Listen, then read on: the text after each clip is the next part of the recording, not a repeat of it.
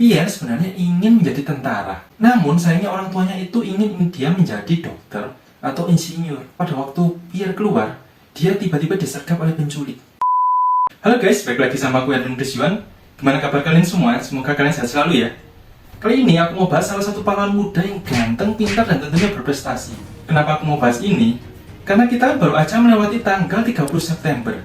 Kalau tanggal 30 September, pasti ada hubungannya dengan kejadian G30 SPKI. Makanya aku jadi kepikiran sama salah satu pahlawan muda yang merupakan salah satu korban dalam kejadian G30 SPKI ini.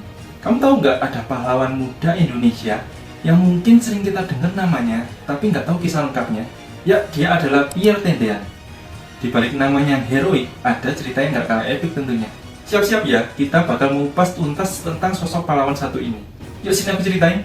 Kita mulai dari kisah masa kecilnya ya. Pierre Andries Tendean lahir di Batavia, yang sekarang namanya menjadi Jakarta, pada tanggal 21 Februari 1939.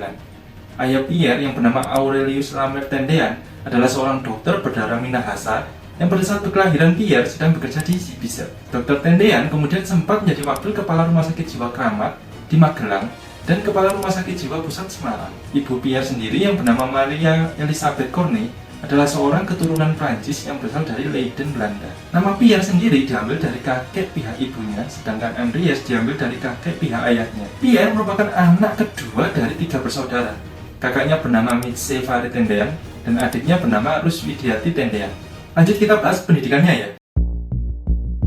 Pierre mengenyam pendidikan dasar di Sekolah Rakyat Banten yang sekarang ditempati SMP Negeri 4 di Magelang. Dia lalu melanjutkan pendidikan SMP dan SMA di Semarang pada saat ayahnya bertugas di sana. Pada tahun 1952, Pierre mulai belajar di SMP Negeri 1 dan kemudian pada tahun 1955 di SMA bagian B yang sekarang SMA Negeri 1. Setelah lulus SMA, Pierre sebenarnya ingin menjadi tentara. Namun sayangnya orang tuanya itu ingin dia menjadi dokter atau insinyur. Karena permintaan orang tuanya itu, akhirnya dia mendaftar ujian masuk di Fakultas Kedokteran Universitas Indonesia dan di Institut Teknologi Bandung. Tapi kalian tahu nggak? Ternyata Pierre itu dengan sengaja nggak serius menyelesaikan ujian masuk kedua kampus itu, yang jadinya membuat dia dinyatakan nggak lulus. Melihat hasilnya ini, akhirnya orang tuanya ya mau nggak mau memperbolehkan si Pierre mengikuti ujian masuk ke AMN atau Akademi Militer Nasional. Pierre dianjurkan untuk memilih Satuan Zeni yang merupakan cabang teknis militer Angkatan Darat, supaya dia di kemudian hari mempunyai kesempatan untuk melanjutkan studi ke ITB. Setelah diterima menjadi Taruna Akademi Militer Nasional, ia memilih untuk masuk Akademi Teknik Angkatan Darat atau disingkat ATK. Pierre diterima sebagai calon Taruna ATK Angkatan ke-6 pada bulan November 1958 dan dilantik pada tanggal 26 November 1958 di Stadion Siliwangi. Semasa kuliah, ternyata Pierre dikenal sebagai sosok yang mudah bergaul dan disukai oleh banyak teman. Selain karena penampilannya yang rupawan, dirinya dianggap memiliki kepribadian yang baik oleh teman-temannya. Meskipun berasal dari keluarga yang berada, ia tetap rendah hati dan memilih untuk ikut membela negara bersama dengan yang lainnya. Selain itu, ia juga menjadi andalan rekan-rekannya dalam berbagai cabang olahraga seperti basket, voli, dan tenis di sekolahnya. Sekarang mari kita bahas karir militernya.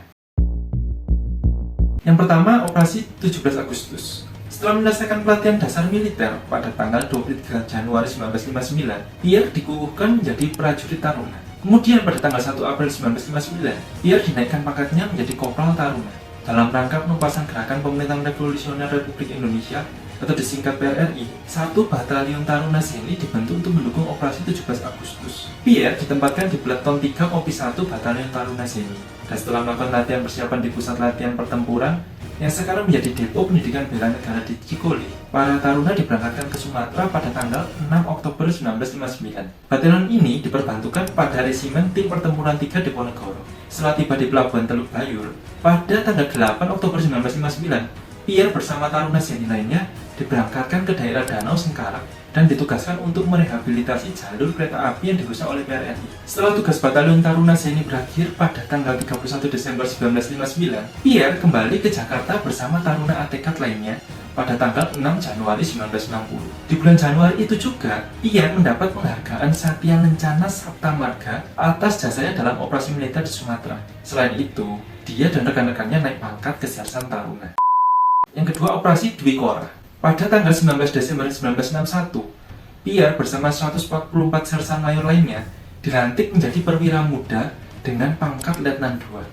Setelah itu, dia masih melanjutkan studinya di ATK selama 1 tahun lagi untuk menyelesaikan kursus aplikasi bidang teknik konstruksi. Setelah menyelesaikan kursus aplikasi pada tanggal 13 Desember 1962, Pierre ditugaskan ke Batalion Zeni Tempur 1 Daerah Militer 2 Bukit Barisan di Medan, Sumatera Utara. Batalion ini terdiri dari 4 kompi Zeni Tempur atau disingkat Kisipur, dan Pierre dipercayakan untuk menjadi komandan Peleton 1 Kisipur A. Setahun kemudian, dia dipanggil untuk mengikuti pendidikan di Sekolah Intelijen TNI Angkatan Darat di Bogor. Setelah dari sana, ia ditugaskan di Dinas Pusat Intelijen Angkatan Darat memimpin pasukan gerilya sukarelawan untuk menjadi mata-mata ke Malaysia sehubungan dengan konfrontasi antara Indonesia dengan Malaysia. Mereka bermarkas di Selat Panjang Riau. Ia berhasil menyusup ke wilayah Malaysia 3 kali. Pada penyusupan yang ketiga, kapal motor yang ditumpangi Pierre bersama anak buahnya dikejar oleh sebuah kapal perusak milik Inggris. Untungnya, mereka berhasil lolos dari kejaran kapal Inggris dengan meninggalkan kapal motor dan berenang menuju sebuah kapal nelayan. Mereka bersembunyi dengan cara bergantungan di belakang kapal nelayan tersebut.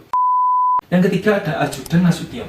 Pada tanggal 15 April 1965, ia dipromosikan menjadi Letnan 1 dan ditugaskan sebagai Ajudan Jenderal Nasution, yang pada saat itu menjabat sebagai Menteri Koordinator Pertahanan dan Keamanan atau Kepala Staf Angkatan Bersenjata. Pierre menggantikan Kapten Kav Adolf Gustav Manulang, Ajudan Nasution yang gugur dalam misi perdamaian di Republik Demokratik Kongo Afrika tahun 1963. Nasution sebelumnya telah kenal baik dengan keluarga Pierre. Jadi pada saat Pierre mengikuti ujian masuk FKUI di Jakarta, dia menumpang di rumah Nasution di Jalan Teuku Umar nomor 40. Dan Nasutionlah yang menganjurkan agar Tendean memilih satuan Zeni pada saat dia diterima di AMN. Nah, inilah saatnya kita membahas kisah tragedi G30S dan perjuangan Pierre Tendean. G30S PKI dimulai pada 30 September 1965 saat terjadi penculikan dan pembunuhan terhadap para petinggi TNI Angkatan Darat. Pada dini hari tanggal 1 Oktober 1965, pasukan Cakra-Birawa mendatangi rumah dinas Nasution dengan tujuan untuk menculik Jenderal Nasution. Istrinya yang saat itu sedang tidur terbangun mendengar suara gaduh di luar. Saat mengecek sekitar, ia menjerit karena kaget dengan apa yang dilihatnya. Sekelompok pria dengan senjata mengendap maju ke dalam rumah. Ketika terjadi kegaduhan ini, semua keluarga Jenderal Nasution berada di rumah itu, termasuk kedua putrinya. Saat itu juga pasukan Cakra-Birawa berhasil mendobrak masuk dan melepaskan sejumlah tembakan hingga mengenai salah satu putri Nasution, yaitu adik Irma Suryani yang dalam gendongan ibunya. Pierre yang saat itu sedang tidur di pavilion yang berada di belakang rumah dinas Jenderal Nasution dibangunkan oleh Yanti Nasution yang merupakan putri sulung Nasution. Setelah dia mendengar suara tembakan dan keributan, Pierre pun mengambil senjata garangnya dan keluar untuk memeriksa keadaan di luar. Menurut kesaksian AKP Ham dan Mansur, Ajudan Nasution yang bertugas bersama Pierre pada malam itu, dan Alpia, pengasuh adik Irma Nasution yang merupakan putri bungsu Nasution, mereka mengatakan kalau pada waktu Pierre keluar, dia tiba-tiba disergap oleh penculik. Si Pierre kemudian berkata, "Saya Ajudan Nasution." Yang mendengar pernyataan Pierre tersebut mungkin tidak sepenuhnya mendengar kata ajudan, dan ditambah keadaan penerangan satu yang gelap sehingga mereka mengira Pierre adalah Nasution itu sendiri. Sementara Nasution sebenarnya berhasil melarikan diri dengan melompati pagar. Pierre Tendean akhirnya dibawa ke lubang buaya, tempat di mana banyak perwira tinggi TNI dibunuh secara keji oleh pasukan pemberontak. Pierre ditembak mati dan mayatnya dibuang ke sebuah sumur tua bersama ke-6 perwira lainnya. Pada tanggal 4 Oktober 1965, jenazah-jenazah dalam sumur di lubang buaya diangkat oleh prajurit-prajurit KKO dan RPKAD. Kopral Anang dari RPKAD ditugaskan mengangkat jenazah yang paling atas di dalam sumur. Jenazah pertama yang diangkat itu adalah jenazah Pierre Tendean. Kemudian jenazah-jenazah tersebut dibawa ke rumah sakit untuk diotopsi. Dr. Arif Budianto menyatakan bahwa pada jenazah Pierre terdapat 4 luka tembak yang masuk dari bagian belakang dan 2 luka tembak yang keluar pada bagian muka. Selain itu, luka-luka lecet terdapat di dahi dan tangan kiri, dan pada kepala terdapat 3 luka menganga karena kekerasan tumpul. Bayanginnya aja sudah serem banget ya guys ya. Pada tanggal 5 Oktober 1965, Pierre bersama ke-6 perwira lainnya dimakamkan di Taman Makam Pahlawan Kalibata. Untuk menghargai jasa-jasanya, pada tanggal 5 Oktober 1965, Pierre bersama 6 orang perwira tinggi angkatan darat yang gugur diberikan kenaikan pangkat secara anumerta. Pierre sendiri dipromosikan menjadi kapten. Pada hari itu juga, Pierre dianugerahi gelar pahlawan Revolusi Indonesia. Kemudian, pada Hari Pahlawan tanggal 10 November 1965, Pierre dianugerahi Bintang Republik Indonesia Adi Pradana.